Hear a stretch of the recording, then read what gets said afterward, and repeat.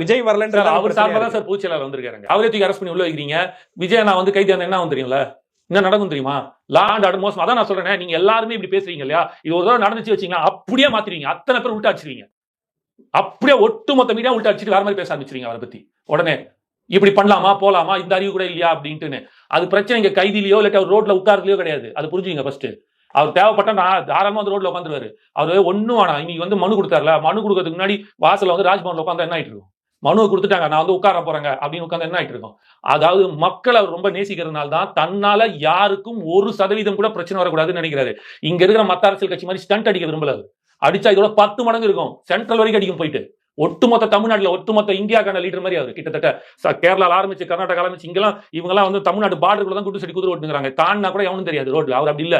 கேரளால பாத்திருப்பீங்க நீங்க என்ன நடந்துச்சுன்னு கோட்டும் போது 2 மணிக்கு அந்த மனுஷன் ஷூட்டை முடிச்சுட்டு தூங்காம நின்று வேடிக்கை பார்த்து கை காமிச்சிட்டு போத்துக்கு சும்மா அப்படி கை காட்டுறதுக்கு